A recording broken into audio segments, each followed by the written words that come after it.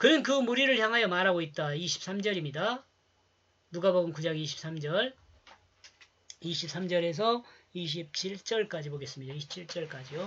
그는 무리를 향하여 말하고 있다. 어떤 사람이든 나를 따라오기를 원한다면 그는 자신을 부인하고 그는 자신의 그 십자가를 지고 그는 날마다 나와 동행해야 한다. 이 십자가에 대한 부분이 설명이 나올란가 모르겠네요. 오해하고 있는 부분이 지금 많은데 이 십자가에 대한 부분. 날마다 주님과 동행하는 길은 바울이 고백하고 있는 것과 같이 날마다 살아나는 자신을 날마다 죽여야 한다는 것이죠. 예수님과 동행하려면은요, 날마다 자기중심이 살아나는 그 자기중심을 죽여야 돼요. 그래야 우리가 예수 생명으로 살 수 있는 거죠, 계속. 이것이 날마다 주님과 동행하는 것입니다. 예수님은 분명하게 말씀하고 있습니다. 자신을 부인하고 내가 죽었다는 것을 인정하는 거예요. 그 자신의 욕망을 따르는 자기중심을 죽이는 것입니다. 그리고 자신의 십자가를 진다는 것은 예수님이 자신의 의무인 십자가를 감당했다는 것과 같이 하나님의 소명을 따른 자신의 사역을 감당해야 함을 드러내는 것입니다.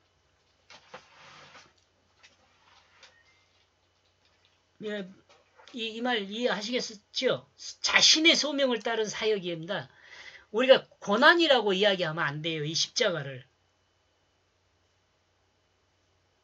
우리가 내 자신이 져야 할 십자가가 뭐냐 그러면 뭐 어떤 사람은 술 많이 먹는 남편, 어떤 사람은 아무튼 여자의 단점을 말하면서 그것이 나의 십자가다 이렇게 이야기하는데 그거 다 십자가 아니에요. 그런 거 십자가 아니에요. 하나님이 소명한 그 소명을 따라 자신의 일을 하는 게 십자가예요. 예수님은 십자가를 지는 것이 예수님의 일이었어요. 나와 여러분도 우리가 각자 해야 할 일이 있어요. 그 일을 통해서 자신의 삶을 온전히 사는 것이 십자가예요. 고난이 십자가라고. 어떤 분은 고난을 받아야 예수를 믿는다 그렇게 이야기한 사람들도 있더라고요. 그런 거 아니에요.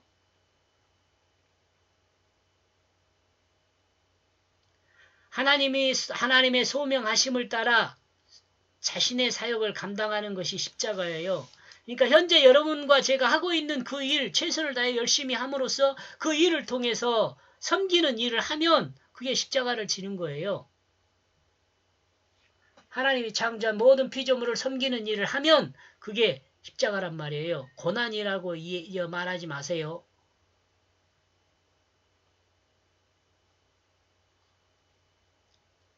예수님이 담당한 십자가는 고난이었죠. 근데 우리는 삶이에요, 삶.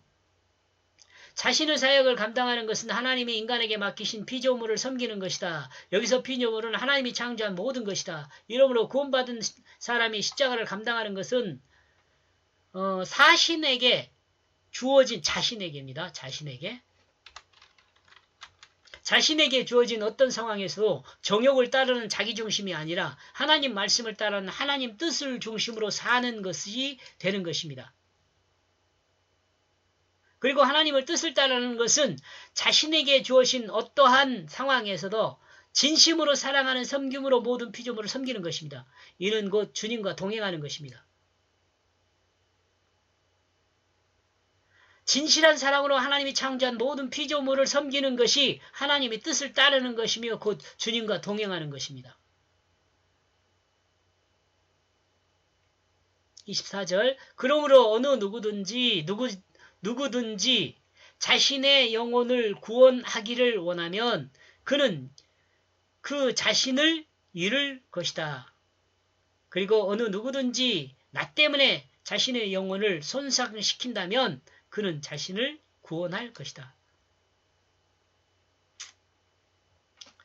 육체의 정욕을 따르는 자기중심의 삶에서 자신의 영혼을 구원하는 것은 정욕을 따르는 자기중심의 삶이 하나님 나라를 반역한 죄의 결과라는 것을 인정해야 한다는 것입니다. 이는 세례 요한의 물세를 통해 정리된 겁니다. 정리됩니다. 하나님 앞에 자신의 죄를 고백하는 거요. 자신이 하나님 나라를 반역한 죄인임을 하나님 앞에 인정하는 것입니다. 이는 하나님 말씀으로 받아들일 수 있도록 자신의 마음을 평탄케 하는 것입니다. 주님의 십자가와 부활을 믿을 수 있는 그 마음이 되게 하는 것입니다. 온전한 자신의 영혼을 구원하는 길은 정욕을 따르는 자기중심을 죽이고 예수 그리스도 십자가를 믿고 이건 죽이고 죽인다는 건 믿는 거예요. 내 중심이 죽었다고 믿어야 돼요. 안 믿어져도 계속 믿어야 돼요. 기도하면서 고백하면서 하나님 말씀을 마음에 심어 그 말씀의 뜻을 따라 사는 부활을 믿음으로 사람이 된다면 그는 자신이 구원받게 된다는 것입니다. 그 자신이 구원받게 된다는 것입니다. 그리고 이와 같이 구원받은 사람은 진실한 사랑으로 하나님이 창조한 피조물을 섬기는 게 됩니다. 이는 하나님이 창조한 그 피조물 세계를 그 자신 안에서 완성하는 것이 됩니다.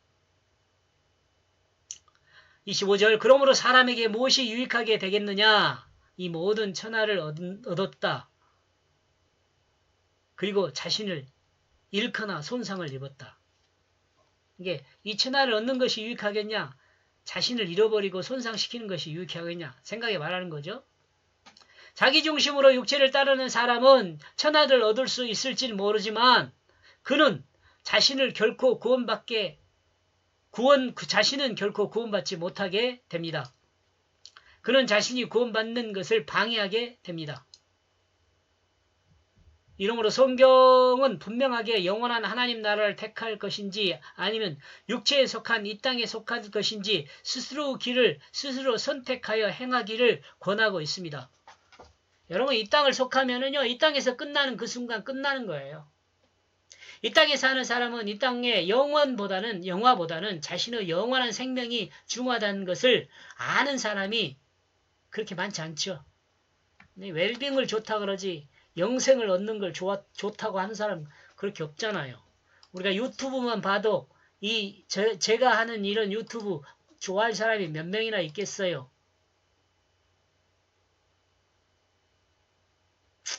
26절 그러므로 어느 누구든 나와 내 말을 부끄러워하면 그 사람의 그 아들도 그 사람을 부끄러워하게 될 것이다.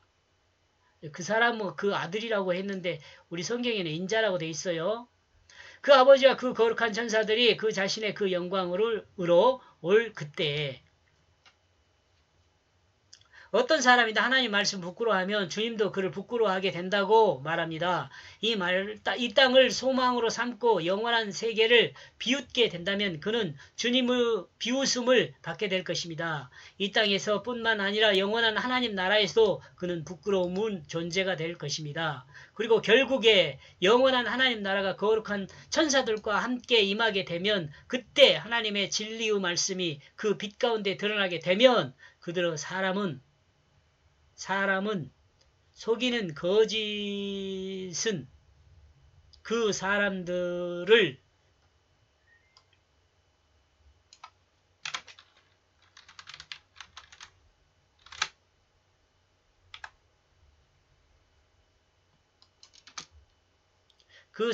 속이는 거짓은 부끄러움을 당하게 될 것입니다.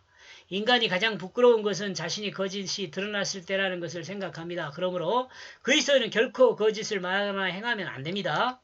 거짓을 말하고 행하는 사람이라면 그는 아직 사탄에 속해 있는 사람입니다. 영원한 하나님 나라에 속해 있는 사람이 아닙니다. 그는 여전히 사탄을 아비로 둔 사탄의 자직 상태에 있는 것입니다. 27절 그러므로 나는 너희에게 진실하게 말하고 있다. 여기에 서 있는 어떤 사람도 그의 죽음까지 맛보지 못한 어떤 사람은 아니다. 그 하나님의 그 나라가 무엇인지 알게 된 그 하나님의 그 나라가 무엇인지 알게 된 그 죽음까지 맛보지 못한 어떤 사람은 아니다.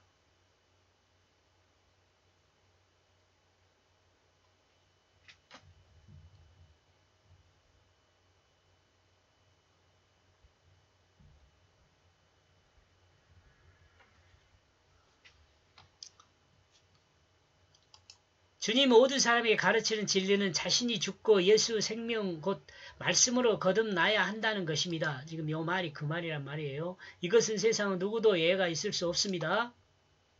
자신이 죽었다는 것을 맛보지 못한 사람은 결코 하나님 나라가 무엇인지 알지 못합니다. 하나님 나라는 예수 그리스도를 믿음으로 주님의 죽음을 맛보고 말씀이 마음에 심겨져 말씀의 뜻을 따라 생각하고 말하고 행하는 진실한 사랑으로 하나님이 창조한 모든 피조물을 섬기는 자가 되었을 때